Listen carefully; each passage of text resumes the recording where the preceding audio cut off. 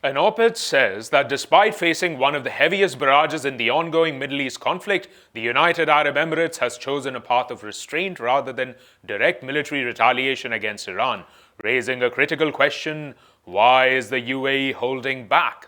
Hello, my name is Ashutosh Srivastav and I bring you the best from home and abroad.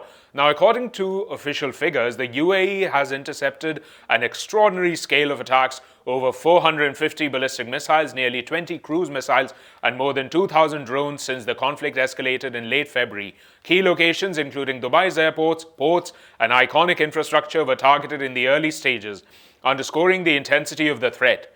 Yet, despite being the most heavily targeted Gulf nation, the UAE has ruled out sending ground forces into Iran. Instead, it has limited its response to defensive measures, diplomatic engagement, and indirect support for broader international efforts. To understand this restraint, one must first examine the deep and complex relationship between the two nations. Economically, the UAE and Iran are closely intertwined. The UAE is Iran's second largest trading partner, with bilateral trade at over 25 billion annually. Dubai, in particular, serves as a crucial gateway for Iranian imports, especially under Western sanctions. This economic interdependence creates a powerful incentive to avoid full-scale confrontation.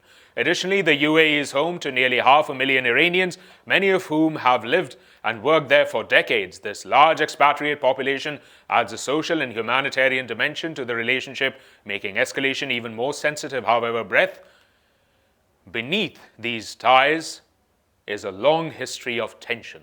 The two countries have been locked in a territorial dispute over three strategically located islands: Abu Musa, Greater Tunb, and Lesser Tunb, since the UAE's formation in 1971. These islands sit near the vital Strait of Hormuz, giving them immense military and economic significance. Tensions further deepened after the Iranian Revolution, which transformed Iran into an Islamic republic and introduced ideological rivalry with the Gulf monarchies or within it, including the UAE. Over time, the UAE aligned itself closely with Western powers, particularly the United States, hosting military facilities such as Al Dharfa Air Base and key naval infrastructure in Dubai. This strategic alignment has made the UAE a natural target for Iran, especially as Iran seeks to counter US influence in the region.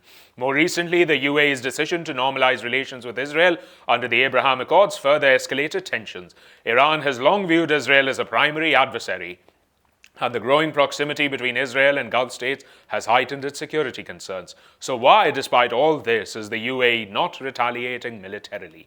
The answer lies in a combination of vulnerability, strategy, and pragmatism. First, the UAE's size and demographic limits its ability to sustain a prolonged conflict. With a relatively small citizen population and a heavy reliance on expatriates, stability is critical to its survival as a global business hub. Second, the UAE's economic model depends on being perceived as a safe, stable, and open. However, escalating into a full-scale war could damage investor confidence, disrupt trade, and undermine its position as a global financial and logistics center. Third, the UAE appears to be relying on its alliances rather than acting alone.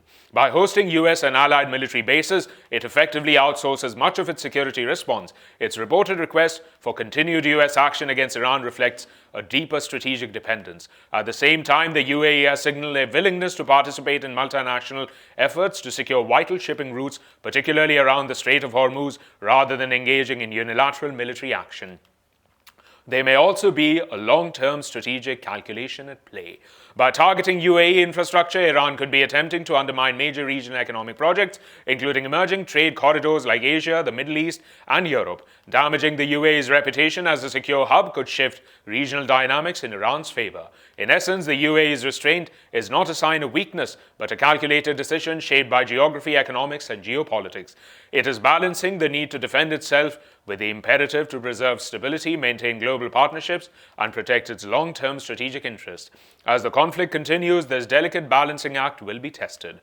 Whether the UAE can sustain this approach or is eventually drawn deeper into the conflict remains one of the most critical questions in the region today. For more such videos, subscribe to the NewsX YouTube channel, hit the bell icon.